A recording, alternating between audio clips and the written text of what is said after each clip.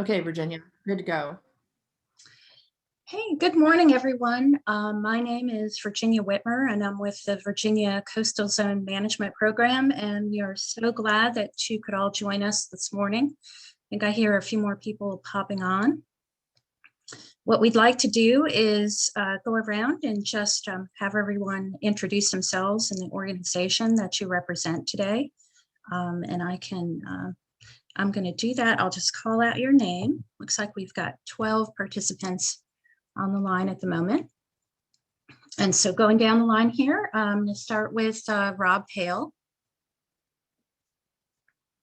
Okay, my name is Rob Hale. I'm a professor at the Virginia Institute of Marine Science in the Department of Aquatic Health Sciences. So I've been working on microplastics for a few years and polymer additives for about 20. So that's kind of my background. I'm particularly interested in things like microplastics and microfibers. Well, thanks, Rob. It's good to have you today. Next is Corey Miles. Good morning, I'm Corey Miles. I work as an environmental planner with the Northern Virginia Regional Commission. Welcome, Corey. And next, Emily Burton. Hi, I'm Emily Burton. I'm with Fairfax County. I'm the MS4 program analyst. Welcome, Emily. Helen Coons. Hi, I'm Helen Coons. I'm with Lynn Haven River Now. We tend to deal with microplastics on the backside, picking them up and trying to keep them out of the waters by removing the larger plastics before they break down. Great. Good morning, Helen. Jessica Steelman.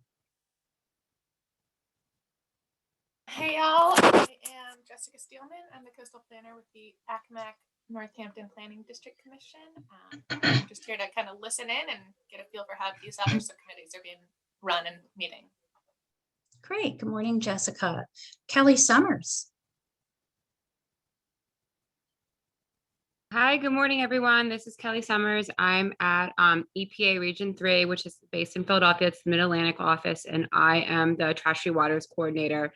And I'm also the Vice Chair of the Chesapeake Bay Plastic Pollution Action Team. Good morning. Good morning. Mark Swingle.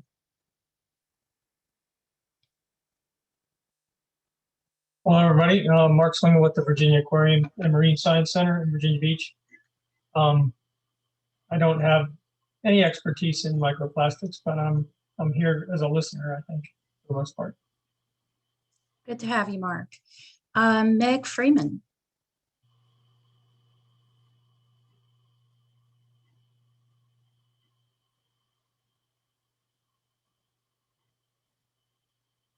Can you see us?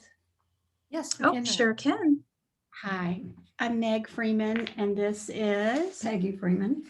And we are here as listeners with a particular interest in plastics and even more specifically eliminating plastic bags. We are currently in Richmond, Virginia. I'm from outside of Philadelphia, and I'm down here for a little bit. And so we thought we would be on this call together. So we're just listening. All right. Well, it's great to have you here today. Awesome. Thank you. Thank you. Megan Quinn. Hi, this is Megan. I'm with the Office of Pollution Prevention at DEQ, and this isn't a topic that we've worked with a lot, and I was interested in listening and finding out what you guys are doing on it. Well, it's good to hear you, Megan. Let's see. Tom Spree.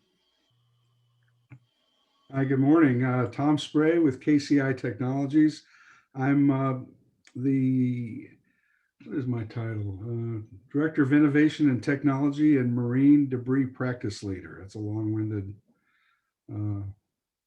title, but yeah, I have a background in water and wastewater treatment. I'm a professional engineer, and I've been involved in marine debris and aquatic plastic projects for about 5 years.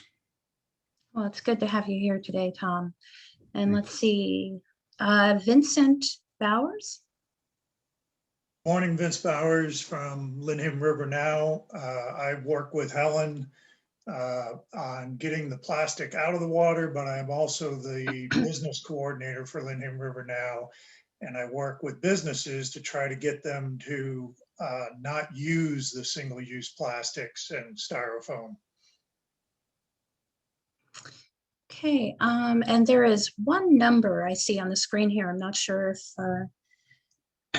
excuse me, if somebody has called in, but it's just on video. It's, have I missed anybody in that round robin there? Hi, I think I'm the phone number. This is Meredith Seeley from VIMS. I was having some Zoom issues this morning, so I figured I'd just call in for now, at least until I can get it resolved. Great, welcome. Welcome, Hi. yes. Let's see, I think I've caught everyone. So, once again, good morning. I think it's Thursday morning. We've had a number of meetings this week. And we're really excited that you're joining us for this one this morning to talk about marine debris sources. So again, really glad you can join us. Once again, my name is Virginia Whitmer, and I'm with the Virginia Coastal Zone Management Program, which is coordinating this effort with the great help of Katie Register at Clean Virginia Waterways. And just to put this in a little more perspective, Virginia CZM has, for the last few times, our last few go-arounds of our Virginia Coastal Zone Management Program Coastal Needs and Assessment Strategy process, we've ranked marine debris as a high priority topic to develop 5-year grant strategies. This strategy process gives us funding to develop new enforceable policies that address a number of topics, including marine debris. And this is match-free funding from NOAA, so it's just a really wonderful resource to us. We're now developing our 2021 to 2025 strategy. So this meeting today is really going to help us work through exactly what that should look like. And we're also in the process of, in 2014, we developed our first Virginia Marine Debris Reduction Plan, and it's time to update that plan. And at the same time, NOAA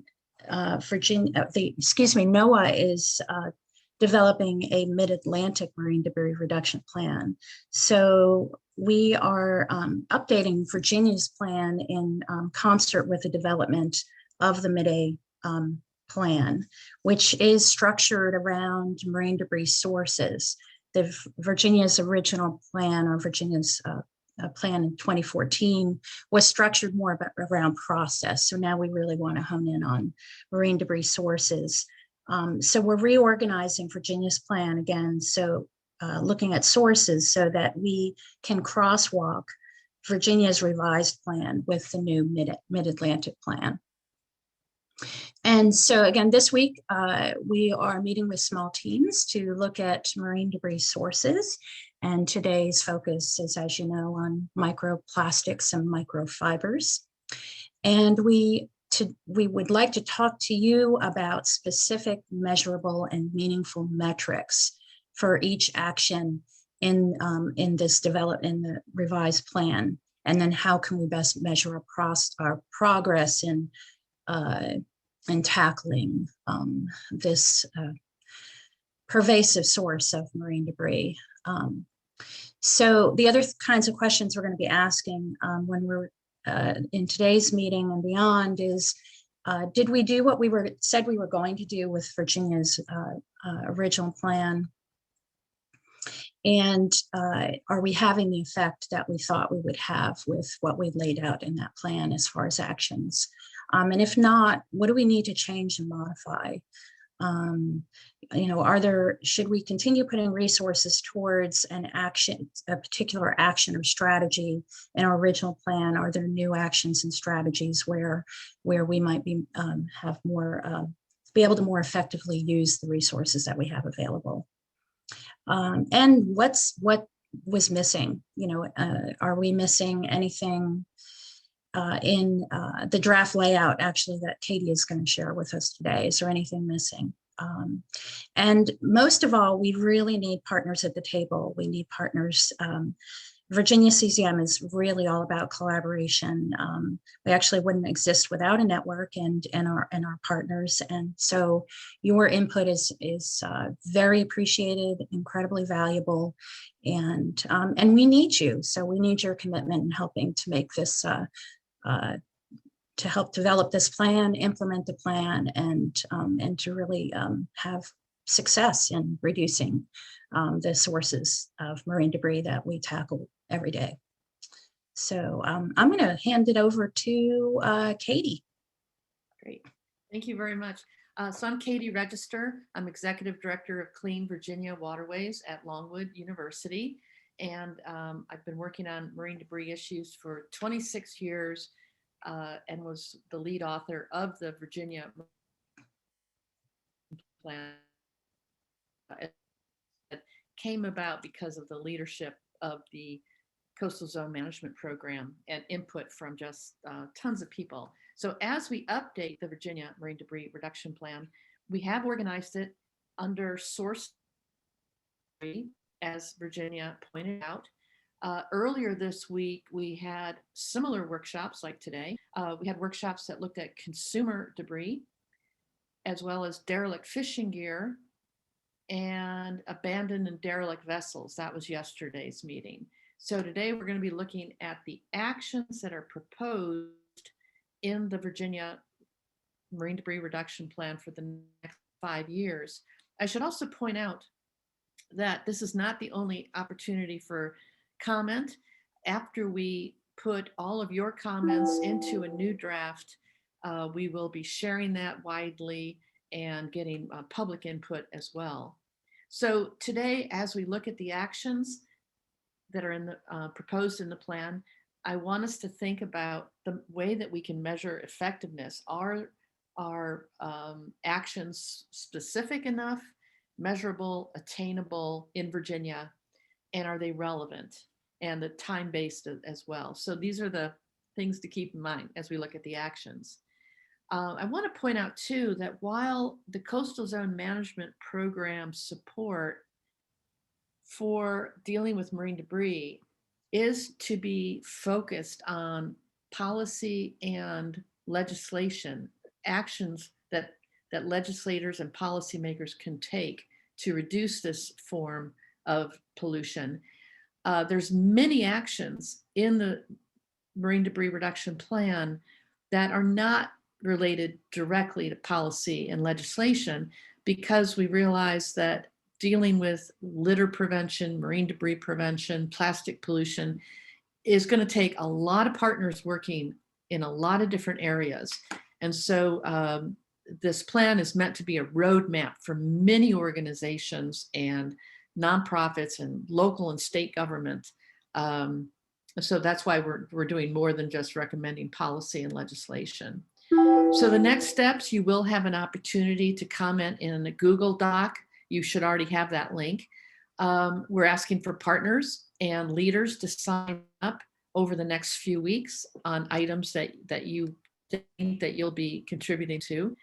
We're going to set priorities based on how the partners sign up. If we have some actions that we want to keep in the plan, but no partners can sign up, at least initially, we're not going to throw out those actions. We're going to put them in a bucket called gaps. These are things that still need to be examined, and they can be future actions. And then in April, we're going to open it up to the public and get input from lots of different stakeholder groups. For example, the stormwater community, Clean Virginia Waterways and Coastal Zone Management Program have co-sponsored 3 workshops in the past for stormwater professionals. And we'll reach out to all of those people who have attended those workshops to get their input. And we'll get input from these other groups that you see here. So this is not the last chance. And then a reminder that we have websites. The Clean Virginia Waterways website has a web page that is devoted to this topic. Right now, the CZM web pages are being updated, but eventually they will also have a page devoted to marine debris and the work they're doing. So that's the end of that little introduction. And now I'm going to switch over. Are there any questions while I'm switching over to share something else with you?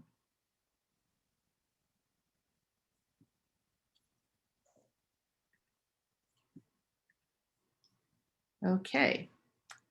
So those of you who have been engaged in the creation of the Mid-Atlantic Marine Debris Action Plan, which is going to be published very, very soon. They're in the final stages of that plan. You'll recognize a lot of this structure. It's not identical, but it's similar to the Mid-Atlantic Plan. As Virginia Whitmer pointed out, we're trying to make sure that the Virginia Plan and the Mid-Atlantic Plan are in sync and have commonalities. This will be important too for those of you who write grants. More and more foundations and entities that provide funding for research and outreach programs ask the question, is the research or the educational program that you're proposing, is it part of a bigger picture? Is it part of a plan? Is it a priority? And so we're going to make sure that if you are in the future, next 5 years, writing a proposal, you can say, yes, it's in the Virginia plan and it's in the Mid-Atlantic plan. So that's one of the things to keep in mind as we look at the actions today. Are you planning a future research or outreach project, and is it captured in the notes that we're going to have here today? So I'm going to launch in. We're going to focus mostly on the actions. This is because during the derelict fishing gear workshop that we had 2 days ago, we had a discussion about being more specific in our actions. For example, there was an action in the derelict fishing gear portion of this draft plan that said, let's decrease monofilament line from fisher people, let's decrease crab pots, and let's decrease netting from clam aquaculture. Well, we decided that that was lumping very different sources all together in one action. So what we're going to be doing is breaking apart the derelict fishing gear section of the Virginia plan. And we're going to look at it by bucket. We're going to have just looking at crab pots, just looking at clam netting, just looking at fishing line. So I'm going to think that once we get through with that, we're going to want to do something similar here, that the sources of microplastics and the sources of microfibers I propose are different enough that we should probably treat them as two different tracks. And before I go into the actions, I'd like your reaction to that, especially Dr. Hale and those of you who have done research on this issue. Do you agree that it would be beneficial to separate microfibers and microplastics in this plan? I know I'm putting you on the spot. Yeah, this is Rob Hale. I would tend to agree with that because most of the microfibers seem to be derived from things like textiles, as opposed to other types of microplastics, which are predominantly degradation products of macro debris like bottles and things along that line. So I think it's a reasonable approach, and also the pathway for those into the environment are probably different in general. Of course, there's always exceptions for like the fibers coming from textiles. Usually that's a wastewater treatment plant mediated pathway there, as opposed to the other types of microplastics, which are more of a mixed big source. Certainly some come from wastewater treatment plants, but others come from degradation of macro debris, either on land or in the water. I think an important element to consider is the terrestrial sources of plastics and microplastics, in addition to things like fishing gear, things along that line. So I think historically we've underestimated terrestrial source waste and pathways. So it's just something to keep in mind. Thank you. Okay, great. Thank you for that input. Hey, Yeah. Katie, can I weigh in on that? Yes, please do. So I can see your point, and I think for prevention that addressing microplastics and microfibers would be two separate. It could be thought of as two separate things in the regards to prevention. But when it comes to research and identification, so I'm talking like if you got to the point where you were doing media analysis, like you're doing water samples and stuff, you would do that the same way. I mean, you would you would have the same field sampling and the same identification processes. So I don't know, it could complicate things. The only way I could see it being valuable, differentiated, is for prevention and potentially outreach, because I think people need to understand that microfibers are a microplastic, but where they're coming from would be like your waste washing or washing effluent and things like that. So it could simplify in some places, but it could complicate in other places. All right, great input. Great input. Thank you. Any other thoughts on this issue? Okay.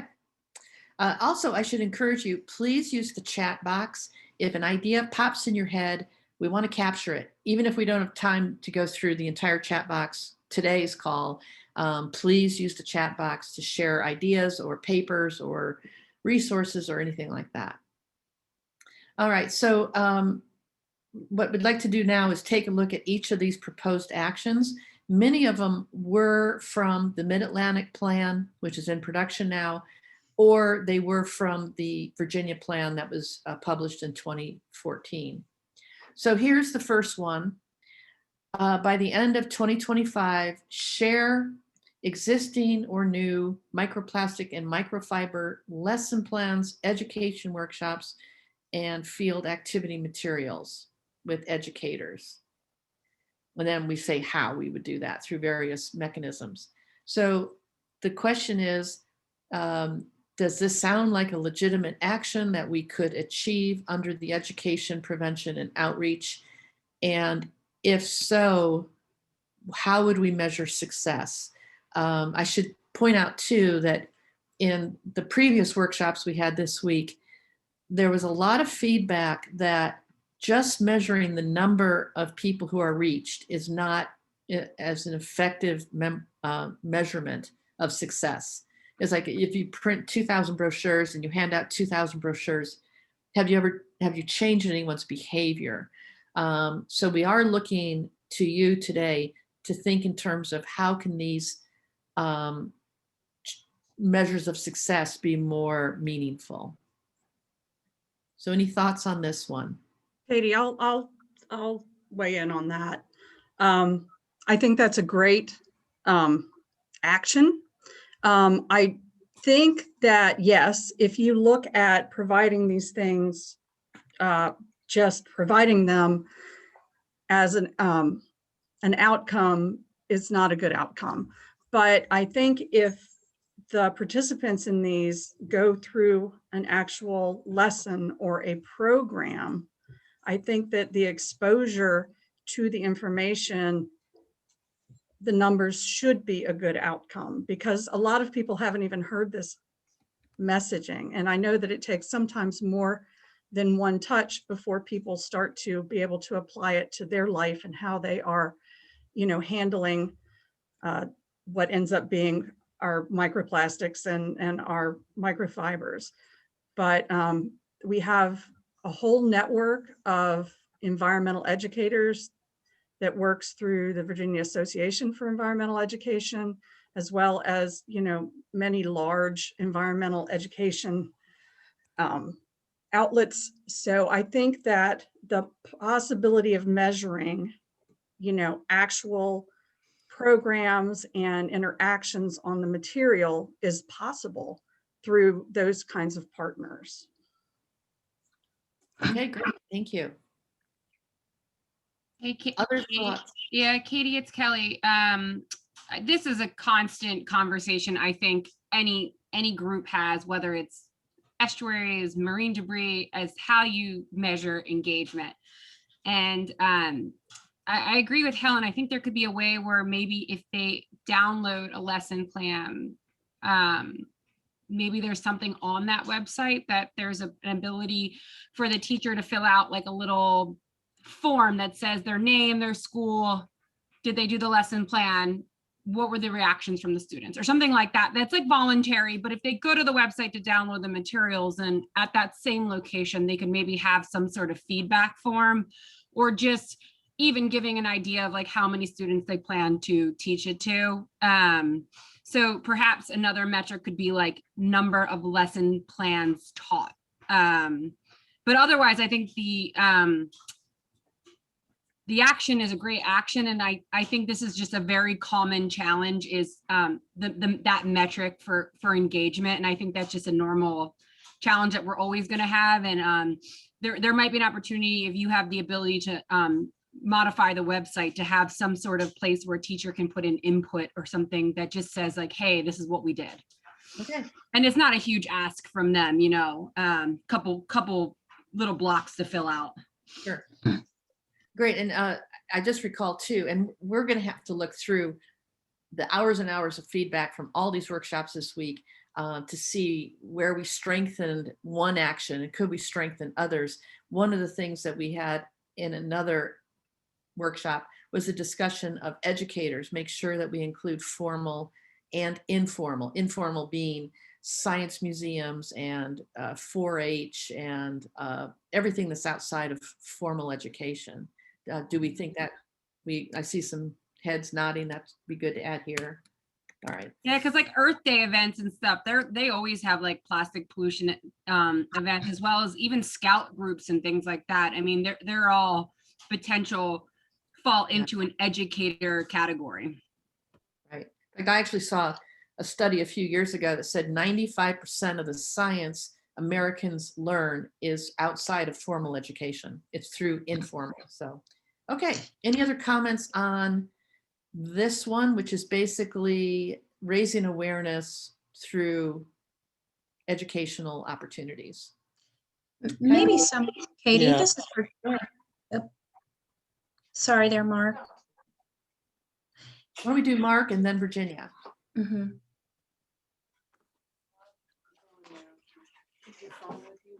Maybe that wasn't Mark. Go ahead, Virginia. Oh, I was just Yeah, I think gonna, that's me. what? Oh, okay. Sorry about that. Go ahead. No, I was just going to note that I've got a phone. No, my dogs are going nuts. I've got a phone call.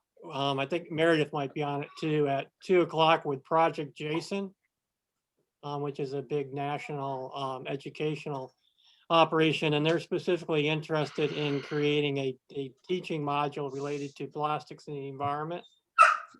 So I'll be talking to them at 2:00. And so that would be an avenue, not just for the microplastics, but, the plastics in general. So, after this initial call, maybe we can get some of the folks from some of the other groups involved in that, and they will have basically a formal program, I think primarily for middle school to high school students, where they provide teaching modules on scientific issues in particular. I got a dog in my lap right now. So that'll be, I think, a good formal pathway to accomplish some of your goals there. Excellent. Thank you.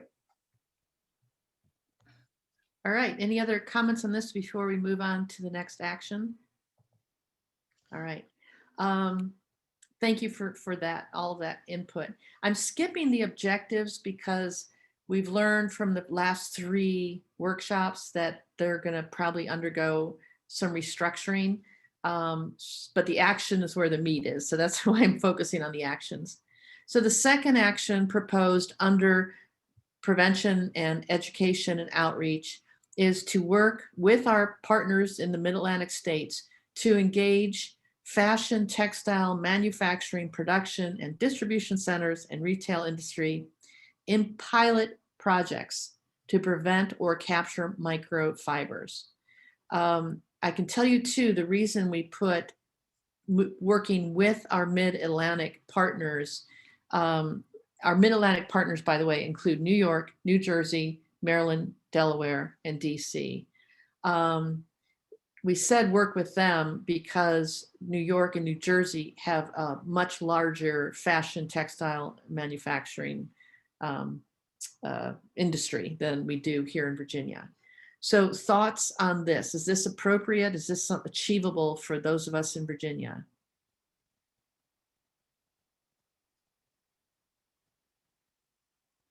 I always thought this one would be really challenging, particularly because if we're working, if any like government agencies are involved, like working with businesses can sometimes be, I don't know. I don't know where I'm getting. It just could be challenging. I guess it depends on what the project would be, because we definitely don't want to sit there and tell people what to do, private businesses. But you know, having the voluntary capacity, and a lot of the you know, manufacturing firms, like meaning where the actual clothings are made, are often abroad. So I think it'd be really hard to do this action personally at a state, like a smaller scale. I have a hard time seeing like how this would come about, and who would be the lead on this. Good point. Okay. Well, and actually, if nobody in Virginia, none of the Virginia partners sign up to partner on this or lead it, then this action would probably go on the Mid-Atlantic level, but not necessarily with us. Okay, other comments about the fashion textile manufacturing field as a target? Meredith? Meredith, You're muted. On this. Oh, I'm not muted. Okay, we hear you now. We hear you now, Meredith. Go ahead. Cool. I'm having a lot of difficulties this morning. Sorry. I think this, I completely agree with Kelly on the feasibility of this. And I don't know if I'm jumping ahead, but something that I'd like to see with fibers is an education or a program to try and encourage homeowners to put fiber capture technologies on the back of their washing machines. That will come later. Yes. Okay, cool. All right, I will wait patiently.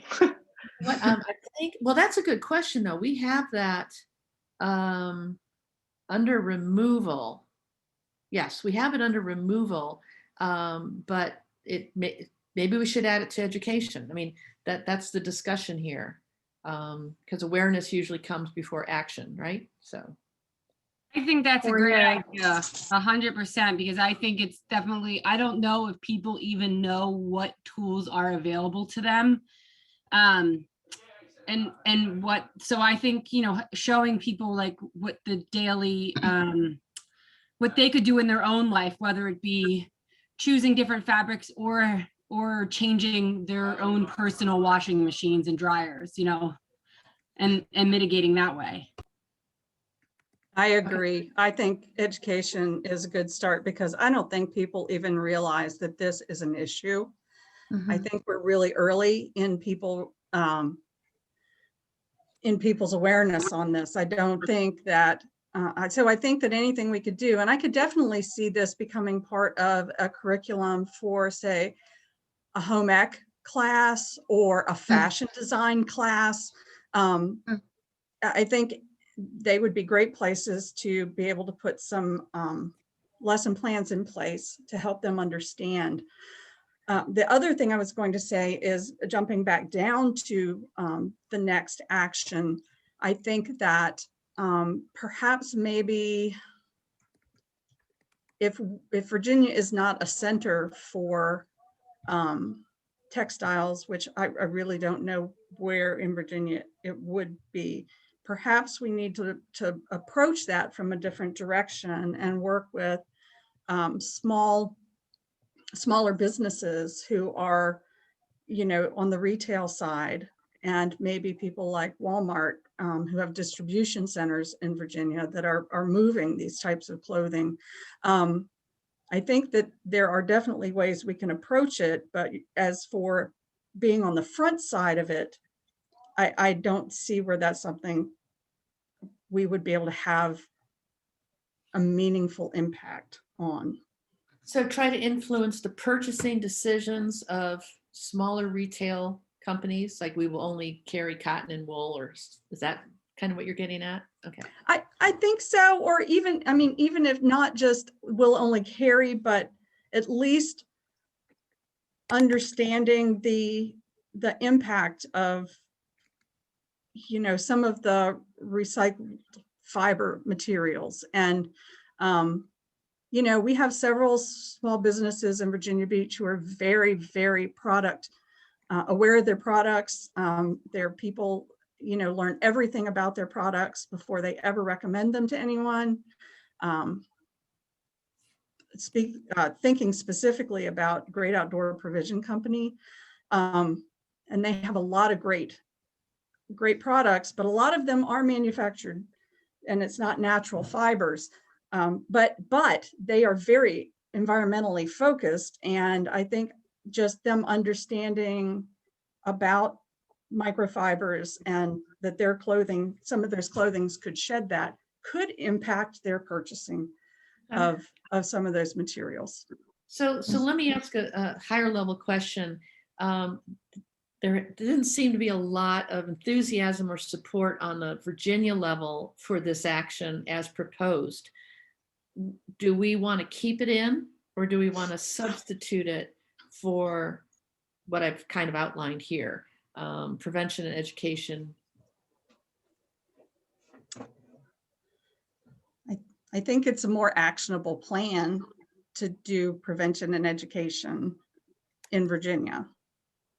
And I think you're gonna, I think you're gonna have more success too. I think starting at the residential level before in getting that understanding at the residential level, because I think it'll take a lot of residential and consumer buy-in to make changes at the corporate level. So teaching the residents to be smart consumers, I think will have a trickle up effect. Personally, that's just my 2 cents. All right, so I'm going to put that Again, as public support. Because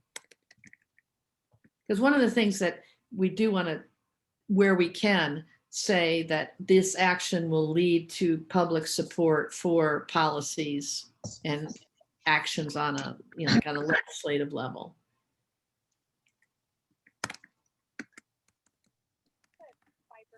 technologies have really become more accessible in the past even year or 6 months. So this is more attainable now as far as encouraging people to use those than it was even very recently. Okay, thank you. Other thoughts or comments before we wrap this one up? Katie, I'm wondering. A comment. Oh, sorry. No, no, please. No, please go ahead. All right. All right. I just had a comment, and I guess I would call a lower level comment in regards to fibers and their composition. There seems to be disagreements, if you will, within the microplastic research community of what constitutes a microplastic compositionally. From my perspective, we don't really know what the environmental effects of different fiber types are that run all the way from things which are clearly plastic, like, you know, polyethylene and polypropylene, to some of the, what I kind of think of as hybrid polymers like rayon, which initially were a cellulose material, but then were modified quite a bit in order to, you know, be suitable for clothing and the like. And so it's something I think to keep in mind about what where the compositional line is. You know, when we talk about things like paper, you know, I think it's pretty clear to most of us that's reasonably biodegradable. But a lot of these semi-synthetic, semi-natural fibers are something I think from a research standpoint we have to keep an eye on. And we start recommending to people that they switch from, say, polyethylene to, you know, something like rayon. I don't think it is going to be as bad as the so-called regrettable substitution, but it may not be a solution to the problem. So like I say, it's kind of a lower level issue that we have to deal with. So is this a data gap that we should capture?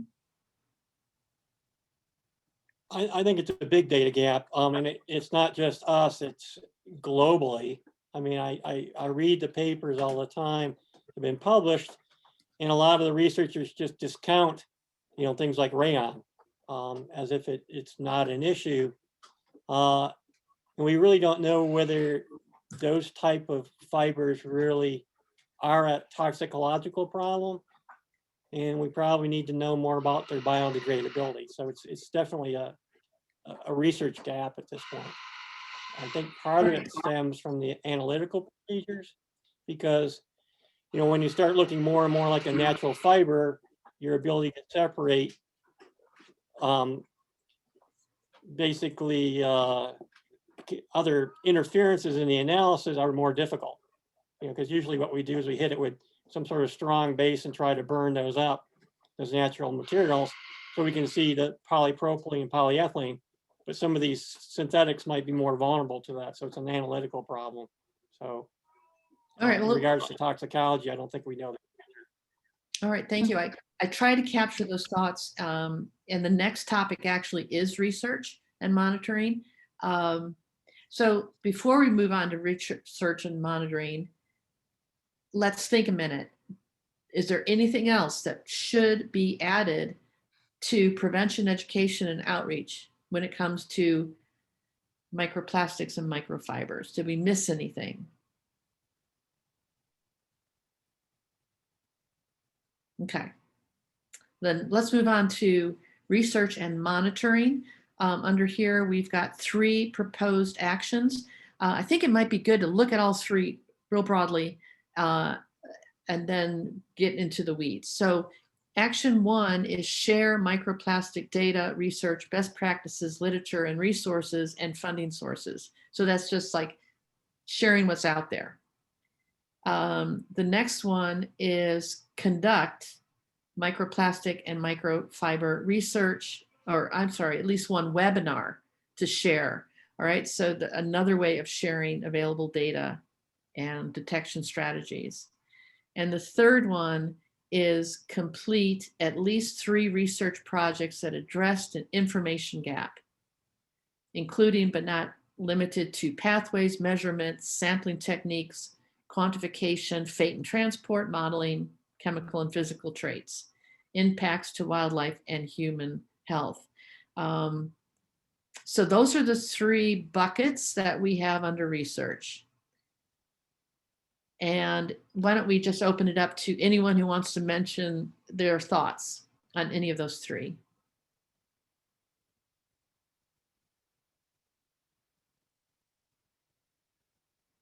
Now, you know, this is Rob Hale from VIMS. Obviously, we're pretty heavily invested in microplastic research. So these, you know, these issues that you outline there are things that fall into our regular job, shall we say. So it's not much of a stretch for us to be involved in those. And, you know, reality is we do the research to fill gaps. So when we identify gaps, we try to do research, you know, related to those. So like I say, to me, it's kind of a no-brainer that VIMS is involved in that. Yeah, I'll point out too that VIMS did sign up on the Mid-Atlantic plan to partner on that, the research topic, as well as, line there. They also signed up on the conduct webinars, and they also signed up with sharing research. I know that George Mason University has been doing some, and ODU has been doing some research as well on microplastics, but I have a question mark because we haven't reached out yet to them to see if they want to sign up as a partner. Yes, we do. George Mason. All right, I'll take away there. And Done. we'll have that caveat. It always is dependent on funding, you know, depending on the year. You know, if we've got funding and we've got students working on projects in the summer, we'd have great stuff to share. So would that be George Mason for all three of these items? Or the webinar? I mean, I can't respond for my colleagues on the webinar. Will we share the data and what we're doing? Yes, for sure. And the third one, which is addressing informational gaps. That's in the works. I think we've got proposals out. So again, based on funding, absolutely yes. Right. All right, other thoughts? Thank you, Cindy. Other thoughts about researching microplastics? And Katie, you mentioned Mark Swingle, you mentioned one webinar, and I'm wondering, we talked about this the other day in one of the other sections. You know, if you do an annual summit, or at least summits on occasion, and then it seems like this factor, this action here could also be captured within, you know, dedicating some time, maybe a whole section in one of those summits for this topic. It's one other way that you're distributing and the information out to everyone in a formal way. Good point. Yeah, and I'll let everyone on this phone call know there are two summits coming up on marine debris. One is the Mid-Atlantic Marine Debris Summit, which will be July, Virginia, help me, 2021-22 of this year. That's going to be virtual. And then there's going to be another summit, Virginia specific, in May of 2022. And that will hopefully be in person in the Norfolk area. But yeah, that's a really good point, Mark, that rather than a webinar, it could be built into a larger summit. Okay. Yeah, the Mid-A summit would be late July this year. Yeah. And that would be virtual. Mm-hmm. Okay, so is there anything we're missing here under research other than sharing what's out there, sharing through webinars, and addressing information gaps? I don't know, do we want to mention stormwater? Here under this action, we talk about addressing information gaps not limited to not stormwater, wastewater. Should we specifically say wastewater? Is that something that you researchers have on your mind? Katie, I'd like to, I guess, add treatment to the list of you know, quantification, fate, transport, modeling, et cetera, because there are some emerging data on how effective, for example, sand filtration is in wastewater treatment. I read an article the other day about using a sort of a electrostatic sort of mechanism to break down microplastics. So I think there's a growing body of research out there in treatment technologies. Okay, so that would be added here along with all these other possible research paths. That sounds good. Okay, we'll get that done. This is Rob Hale at VIMS.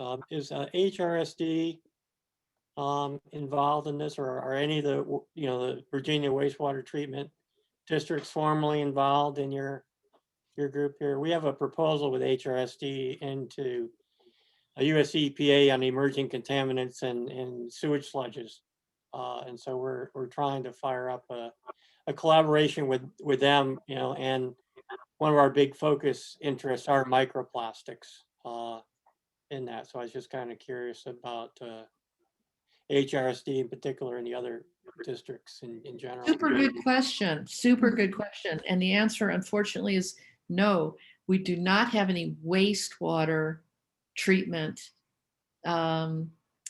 consultants or advisors or stakeholders. We have a whole lot of stormwater engineers. But that's a really good point. And, you know, when you said emerging contaminants, it reminded me of the question of biosolids. Wastewater treatment plants dry out the solids from their processes, make sure that bacteria are killed, and then often spread them on farmland. I know that because I live in farmland country, and you know when it's being spread. Is this another pathway for microfibers and microplastics to go from wastewater onto fields? Is anyone doing research on that you know of, Rob, or anybody else? I have a student that's about to do that. That's specifically what we the proposal in for the HRSD.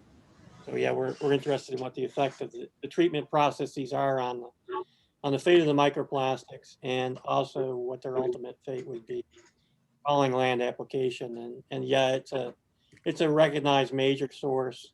And of course, then that just gets into the hydrological cycle. So yeah, it's the land to the water route there. Okay, great. And Cindy, you had something to say there too? Yeah, I have a student who is just going through getting her proposal together, but she's partnered with the National Association of Landscape Professionals. You don't have to write that in there, but what she's going to be looking at is the feasibility of biosolids in the landscape, you know, for home landscapes, and doing a complete, hopefully a literature review on, is that something that should happen? You know, what are the contaminants? And it might be great to, you know, she might be interested in partnering with VIMS just to find out what they're looking at. Because I know there's some studies where it talks about there's a change in metal availability when the temperature goes up. Excellent. It's pretty exciting stuff. That's interesting. Yeah. Any other thoughts on research? I just wanted to add, I'm aware that in Maryland, and I'm not going to name names, but I'm aware of some utilities that have begun to sample effluent, not necessarily at the point of compliance, but maybe, you know, 20 feet upstream in the treatment process, with an idea to get a little bit of a handle on the presence of microfibers and microplastics in particular.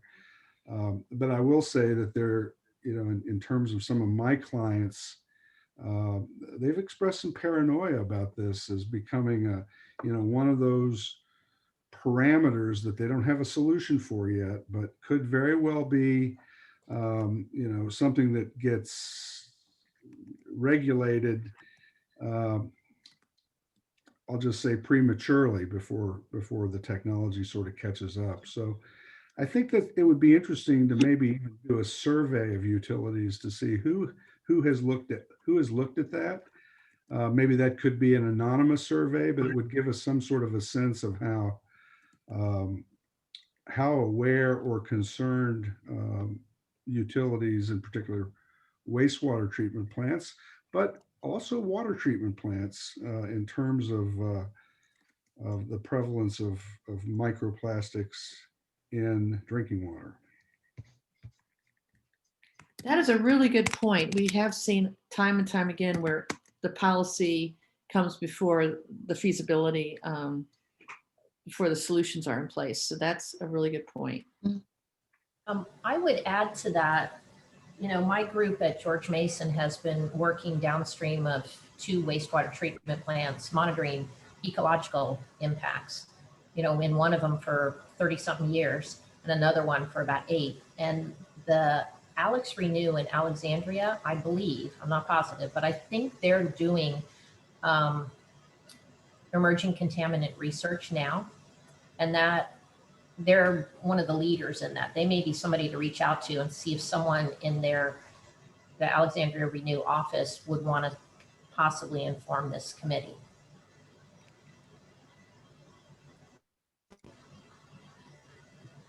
Yeah, one more thing that I'd like to mention at this point is the marine debris, as Virginia Whitmer mentioned, is considered a high priority for the Coastal Zone Management Program. And for the last several years, we've been operating with $60,000 a year to do all the work that we've been doing, the monitoring and the plans and webinars and summits and all.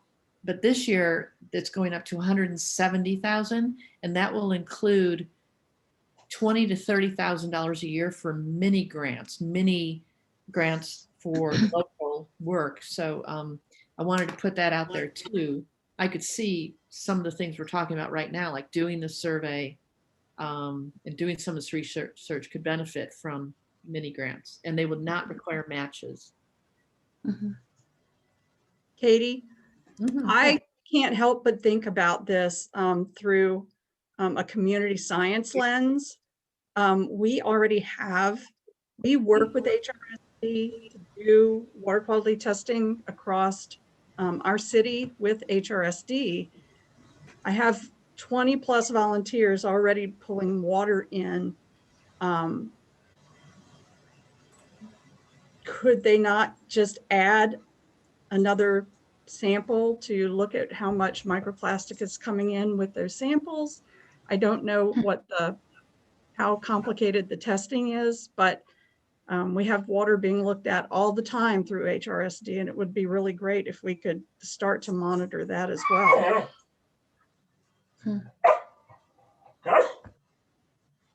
How feasible would that be? I'll ask Meredith and Rob Hale at VIMS to answer. I mean, the testing part of it, the analysis part of it. Meredith, you want to take a shot at that, or I can Yeah, dominate the sure. conversation? But I don't know if y'all can hear me, but I think that getting the samples and combining that with other monitoring opportunities is a really smart approach and pretty simple. The issue we run into is throughput with actually processing them. So as we know, the techniques for preparing the samples for microplastics analysis and then the instrument that you're using for that analysis, those techniques have not really been standardized across the field. Every lab's kind of modifying in what way is easiest for them and makes the most sense, which isn't always extremely quick. So I think that that's something that the field in general is moving towards, but I don't know that we should expect super high throughput at this point in time on that end. I don't know if that answers the question well. Well, this is a 5-year plan. Might that be more feasible 5 years from now? I think so. I think Rob and I certainly recently were introduced to a new instrument that seems to have a lot more throughput, and we've put through for funding on this. And so if that is as good as it seems to be, then that would certainly be an avenue for getting samples through more quickly. Currently, as is though, I'm not sure what we could promise as far as that goes. Rob, if you have a better perspective into 5 years than I do. yeah, I mean, I think 5 years will be a heck of a lot better off than we are right now. You know, one of the big issues, and it goes back to the data gap question, is the size of microplastics you're looking at. And the literature is indicating that the smaller the fragments, probably the more abundant they are, which makes a lot of sense because, you know, big stuff falls apart into many small pieces. And a lot of the analytical work is done, or even the sampling oftentimes, for example, when people use nets to collect, you know, water column microplastics, may use mesh sizes as 100 to 300 micron. So the smaller stuff goes right through. And so we're missing, you know, a lot of the microplastic that's actually in there, and a lot of the stuff that would get into organisms, because the smaller it is, the more likely, you know, a small organism can ingest it. So we're missing a big part of the picture, and we need to keep that in mind when we start comparing levels in one sample to the others, is how small could they actually see, and how are they expressing the data? So if they're expressing it just as the number of particles in the sample, it's really kind of problematic. Because over time, again, one piece can break into 5. And if they're not looking at the smallest stuff, which almost no one can do, I mean, almost no one does anything on the analytical side less than 20 micron, and oftentimes, 100 micron, we're missing that whole part of the picture. So it's a big quality control problem to look at samples without really understanding what your method can do, and then compare your samples from one location, say, to someone else's data. Because, you might be really good and you looked at 20 micron and up, but the other data is for 300 microns and up, and, the numbers can vary by, factors of 2 or 3 or even more. So like I say, something to keep in mind. So back to your basic question, is it easy to do? It's easy for citizens to collect, surface water samples. Well, to some degree, if they're just doing grab samples, that's one thing. Those are easy to take, but are they representative, and are actually enough microplastics in there to actually, detect them? And that's why a lot of people use the surface trawls, because they're trying to trawl a large area. And then they get enough particles in there, they actually can see the plastic, when it's big stuff. If you're talking about wastewater treatment plants, they get rid of most of the big stuff, and you're really talking about the small stuff, which is, again, the smaller it is, the more difficult it is to detect and analyze. So that's the typical scientific, really convoluted, complex answer. Let me ask if perhaps Meredith and Rob, you and I could talk offline and create an action that may not be able to be implemented for 4 years or 5 years, but have it in the plan that we want to learn how citizen scientists with current water quality monitoring programs could help with this process. It sounds like something we should capture. Do you all agree, even if it's not done in the first year or 2? I completely agree. I think that's a great idea, Katie. Okay, so let's talk about, we can't craft it now with 14 of us on the phone with only 25 minutes left to go. So, so let me ask one more time, big question. These are great. This is great input. Any other research or any other monitoring that's feasible in Virginia in the next 5 years that we want to capture here? I think the way you wrote it, it's pretty broad that, it will capture any sort of monitoring or research that happens. So the way you wrote it is just, people report out. So I think it's pretty all encompassing. Okay.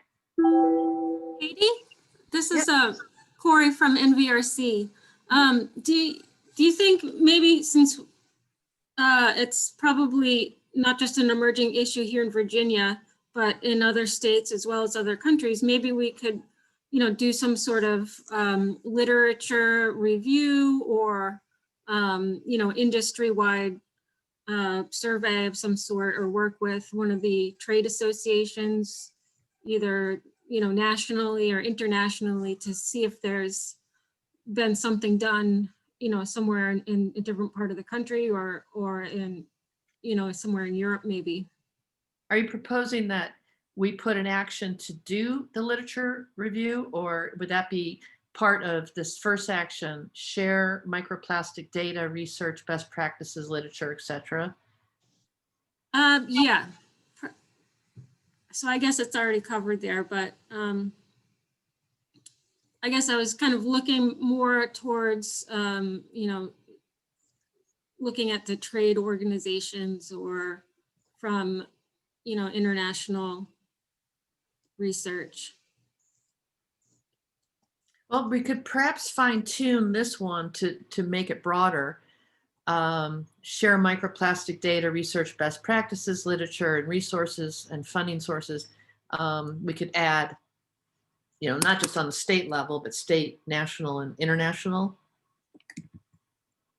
Yeah, and then maybe instead of just share, you know, an outcome could be, you know, publish something, you know, write it down somewhere. Okay, so that would be a measurement. Yeah. All right. I got it. Okay, last call for anything that we're missing or that you want to strengthen under research and monitoring. Okay. Well, then let's move on to proper disposal. There's just one item here right now, although we might want to break it into several. Conduct at least one study alongside academics and private sector and stormwater management agencies to collect observational data, identify cost benefits for remediation, innovative technologies and or barriers to using interception technologies. So what this boils down to is interception technologies, supporting research as well as analysis. And the interception here is where we've got both microfibers and microplastics entering waterways. So this is proper disposal and infrastructure.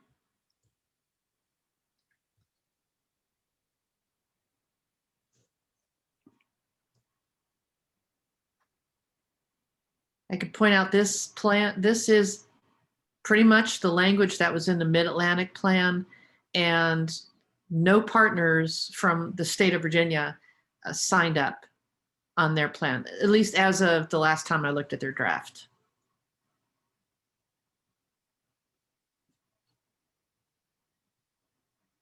Seems to me that part of your language there also links into your other, I guess, undersubscribed concept of the textile operations, because they would be involved in, you know, proper treatment and removal, interception of textiles. I do think, and I put into the chat comment also about North Carolina, where North Carolina falls. You mentioned New York for textiles. North Carolina historically was a big textile operation, and they're right next door to us. You know, maybe they fall in a different region than us, but of course you mentioned New York and they're a different area.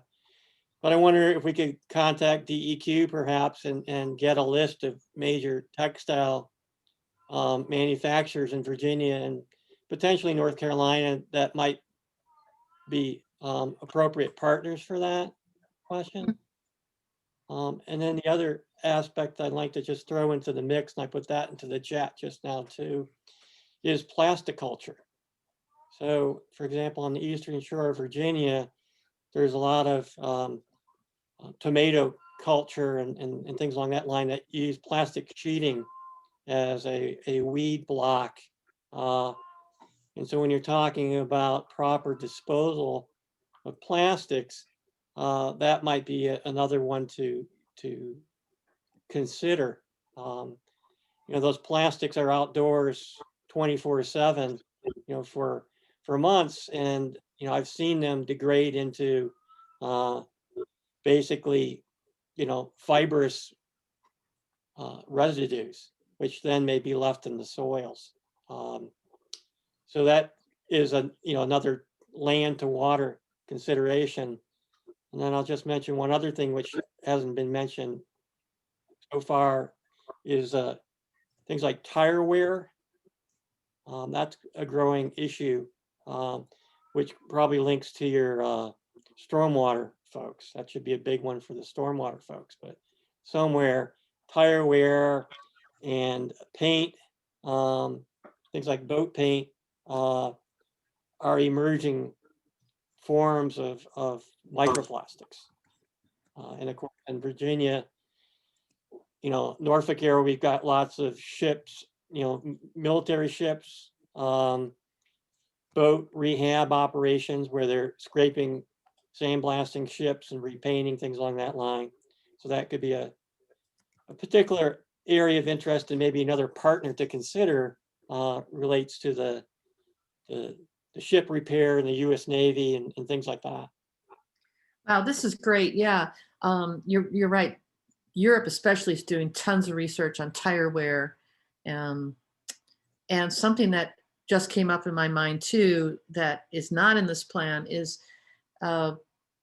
buildings that use polystyrene sheets to put new facades on. So, you buy a store, you want to make it look different.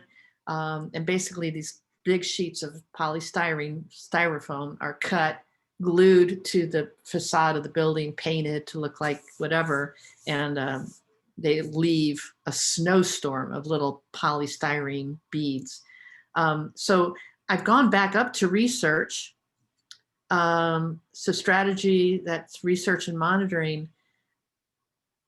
And I typed in tire wear, not only paint, but also the removal of paint, because a lot of times the pellets are plastic that are used to sandblast ships. And then the polystyrene sheets on buildings. I don't think it would hurt us to put these as possible research topics in the plan, because maybe in the next 5 years, somebody in Virginia would want to take this on. And then also the plastic sheeting. Yes, that's a great one. And are those mostly tomato, or plastic culture, or is it also strawberries? Yeah, there's a range of things. Tomatoes jump to my mind, but anything that's kind of a stem type operation, they, as opposed to using conventional, ground mulch to lay down the sheeting, and then they can grow through that. I will mention that we've been looking at the polystyrene. It's actually one of our favorite plastics. And oftentimes it's used for insulation board. So any new construction you see now, as soon as they get the plywood up, they'll be putting polystyrene insulation board up. And then usually there's a veneer or something else on top of that. Like plastic, vinyl siding, for example. But EPA just had a last year or so a review panel for the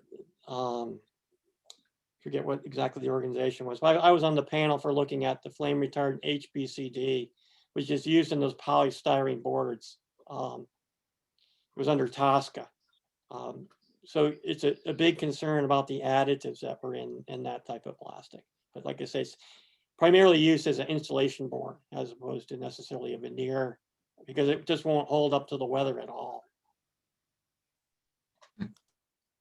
Okay, great. Other thoughts? I'm trying to capture as best I can, although I'll be listening to this whole thing again to make sure that I didn't miss anything.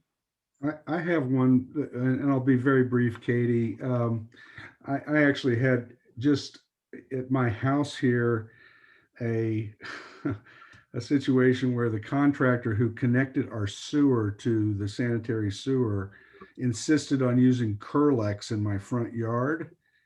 And this is a material that of course has got plastic netting interwoven with some other materials, and this stuff is just practically designed to be chewed up by a lawnmower as soon as you mow your lawn.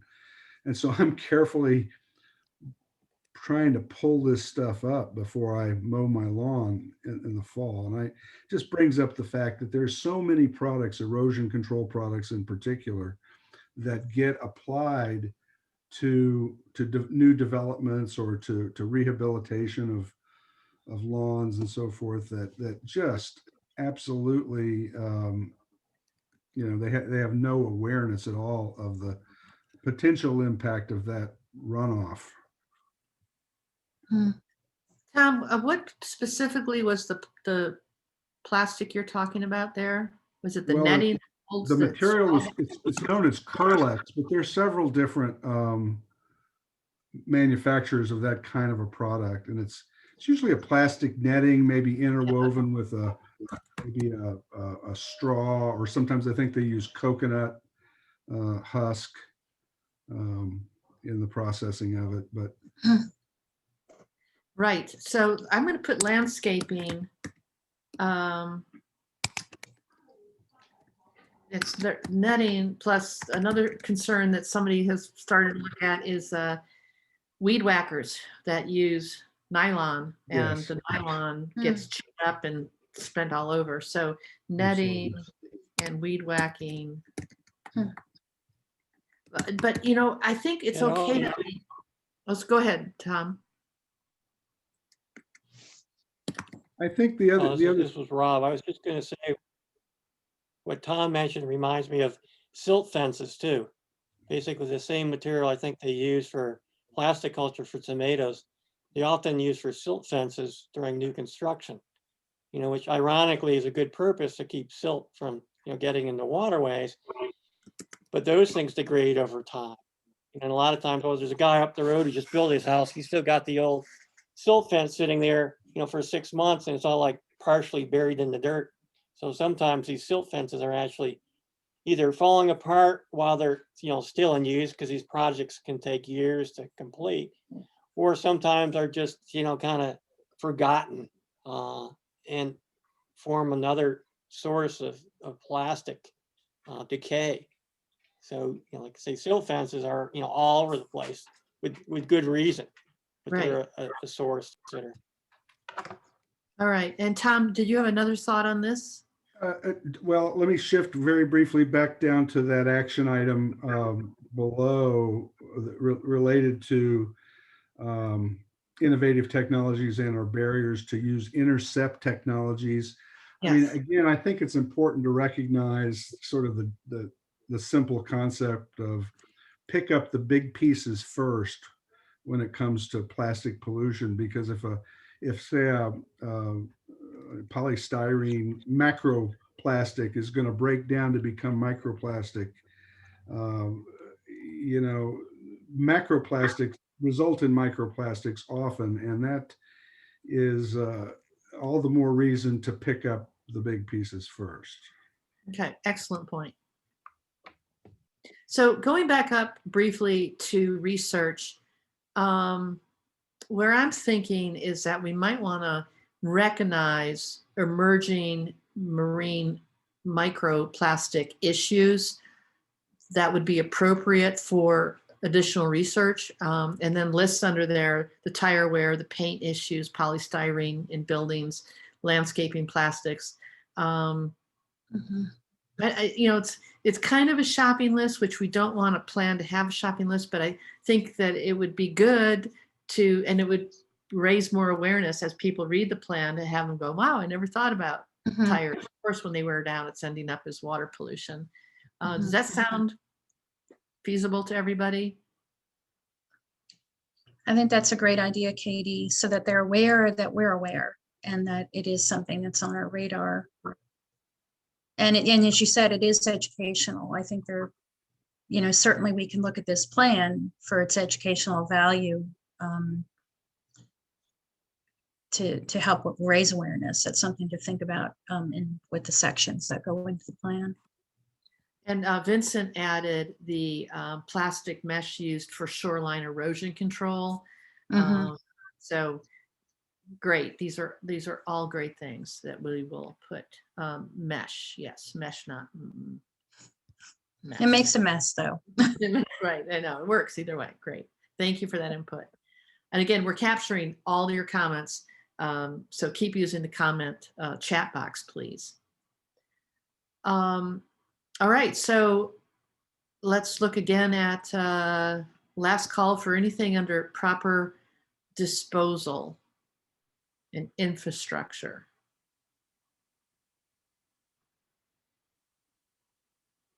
Okay. Then in the minutes we've got remaining to us, we've got one action under removal and one action under policy and management. So removal is identify and distribute innovative products and technologies proven to be effective that consumers can use in their homes, as well as commercial laundry establishments, such as washing machine filters to reduce microfibers. So this is removal. and it's about laundry. It sounds to me like we might want to add something under removal about wastewater, but the research comes first. So any comments on removal? And do we want to add anything to this?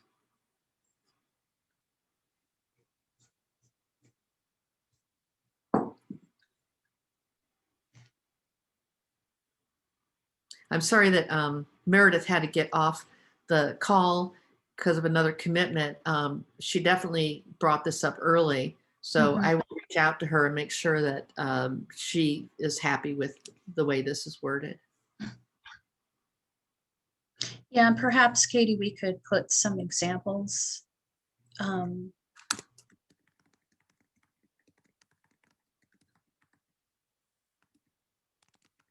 Okay.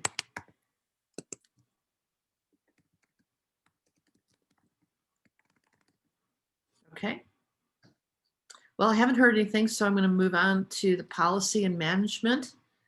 The action is engage with at least 5 local and state decision makers to convey to them the impacts and management considerations for microplastics and microfibers in waterways.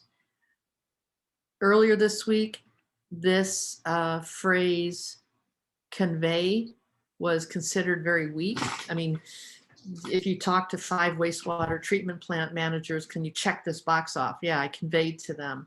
How could we make this stronger as far as policy and management?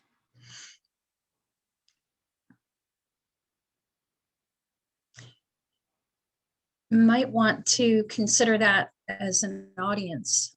Consider them certainly as an audience with the Marine Debris Summit, both the Mid-Atlantic and the Virginia. Perhaps think about I'm not really sure how that's going to break out yet, how the summit's going to be structured, but perhaps we have a track specifically for those audiences that we need to really just where we need to raise awareness of some of these topics, both the microplastics, microfibers, as well as some of the other topics we're looking at. I guess my question is, and this, Tom, if you could weigh in on this, do we have the management considerations in place for local and state decision makers? Or is this something that still needs research? I hate to answer a question with a question, but do we have the impacts and environmental consequences figured out, which to me precede the management considerations? I mean, and that's an very rapidly evolving state of science right now. Yeah, I was just thinking that, Tom, myself. I was almost wondering if there's a way we could somehow put the word like demonstrate to decision makers, like the impacts, or demonstrate their research results or something like that, rather than engage. So like show them the research.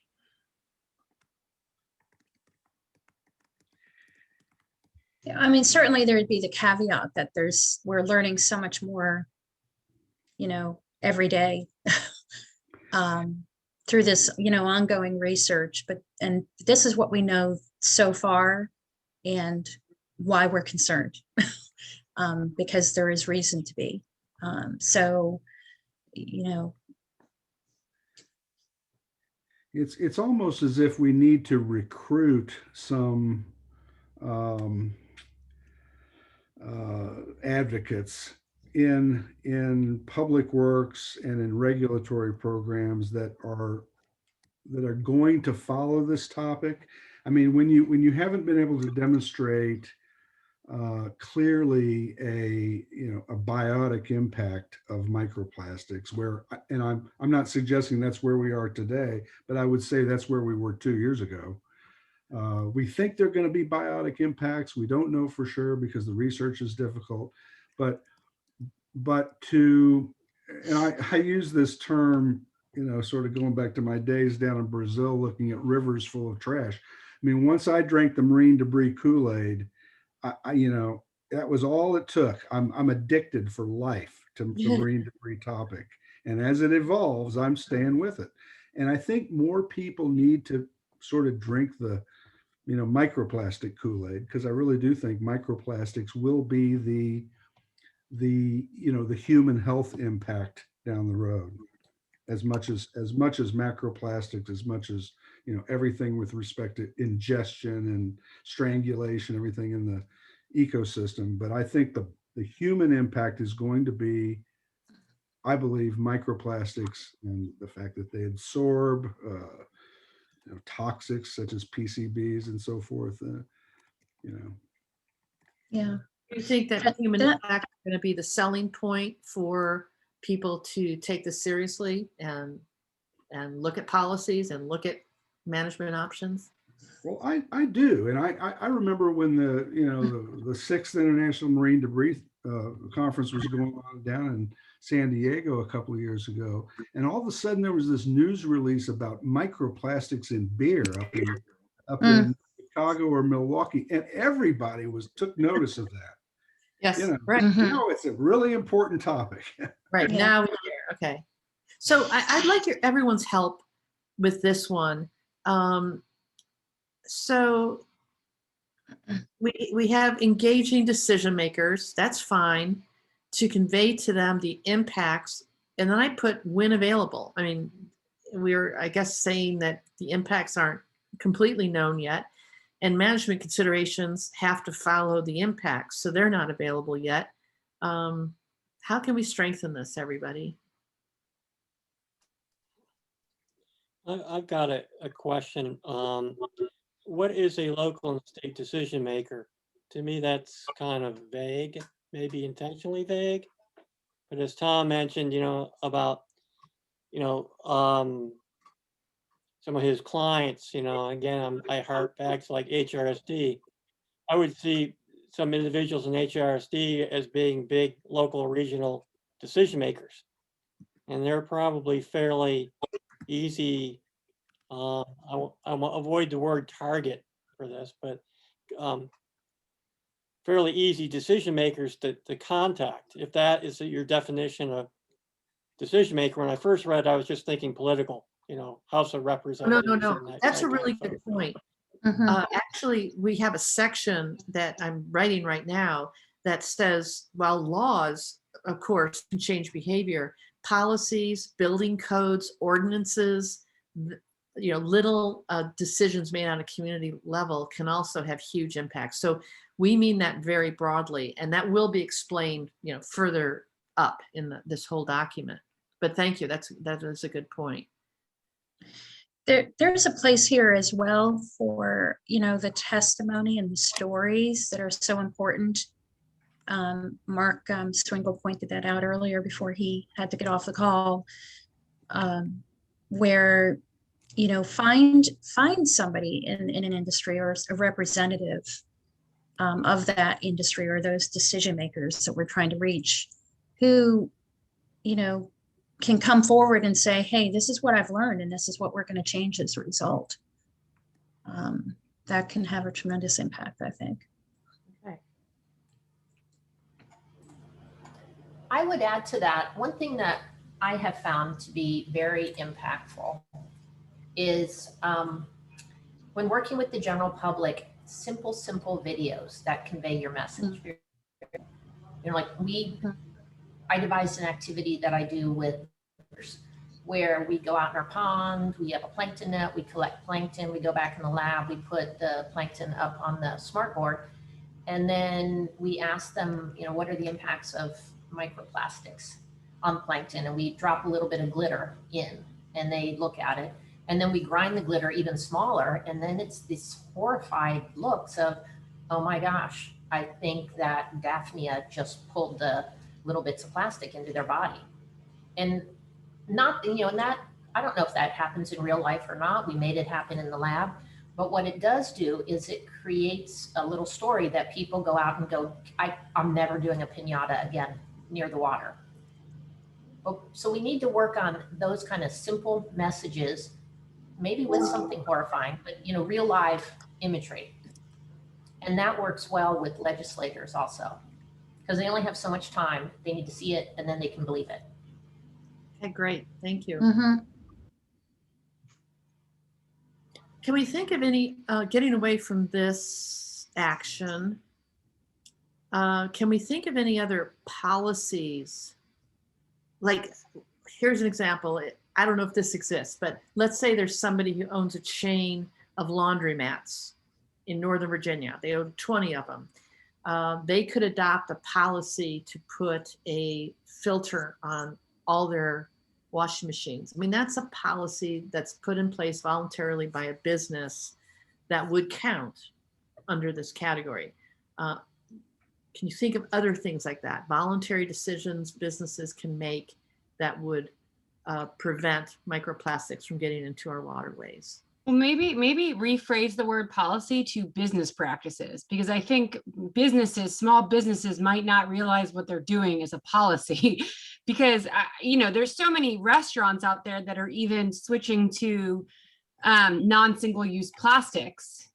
And that is an effective way to reduce macroplastics. And I think maybe using the word policy, businesses might not realize that they're part of that. I mean, it's really a practice that they choose. And, some businesses are choosing not to use plastic bags. It's not necessarily a policy at the state level, but it's their own business policy, but it's really a practice.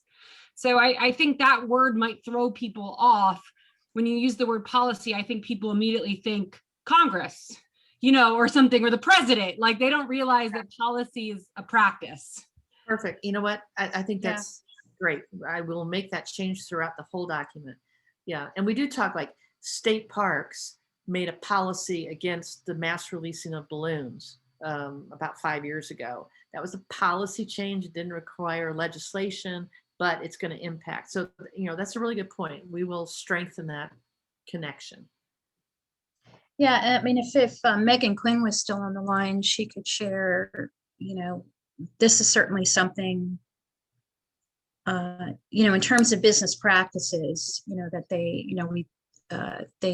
Megan heads up the, again, the Pollution Prevention Office at DEQ, and they have the Virginia Environmental Excellence Program. So they're looking at those kinds of practices. I think it'd be really interesting to talk to Megan about what's already being done, and kind of the terminology, but some of the other, where those ideas are coming from. I mean, could we actually look to businesses to help generate some of those solutions to businesses that are already, engaged in that program, that have learned about marine debris, for example, and now they know and they're aware, and they want to, they really want to help. That's great. I think we should capture that somewhere, if not under policy and management, somewhere else. But I like that idea of talking to businesses like Wegmans in Richmond. Don't give out single-use plastic bags. It was a voluntary decision that they made, and they're very happy with it. But I like that idea. So asking businesses to work with us to shape options for other businesses. Any other policy? Yeah, I could also. Yep. Yeah, I was just going to mention, one thing is going after individual businesses.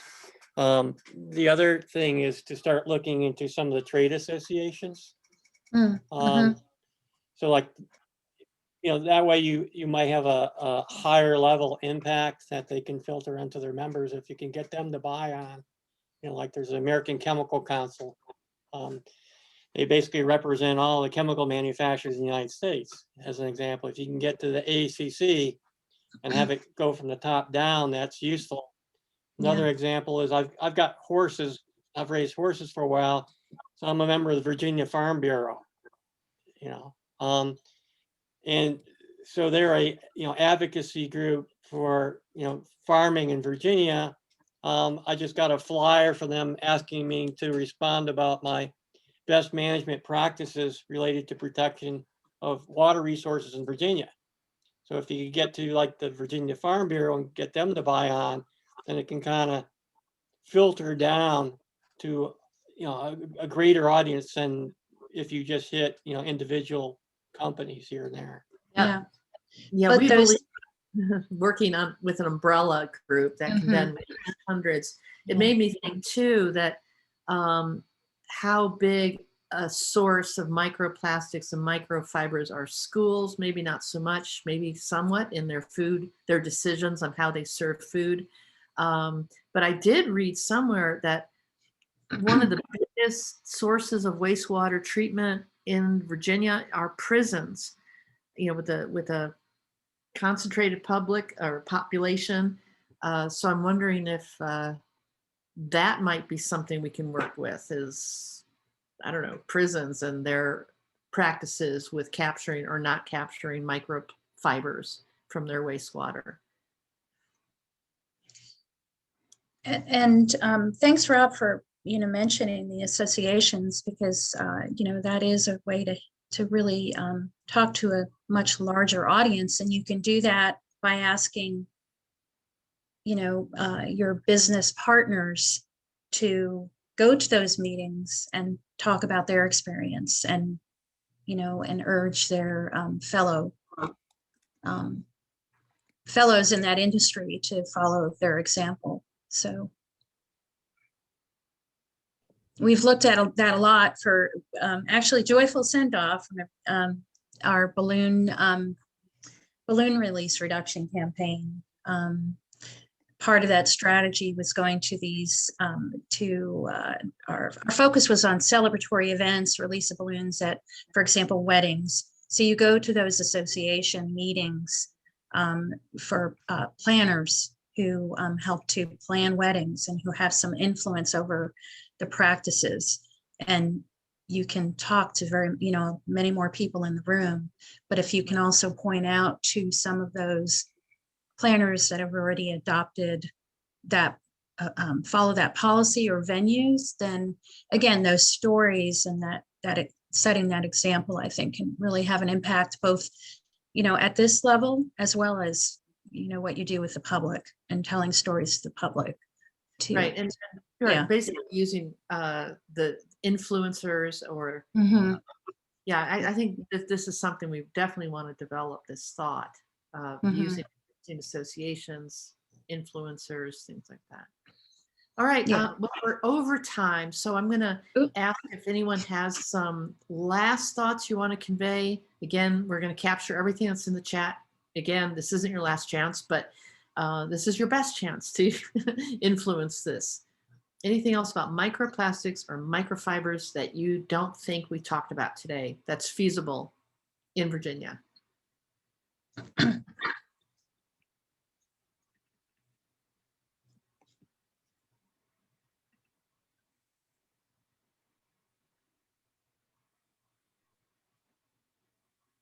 Okay.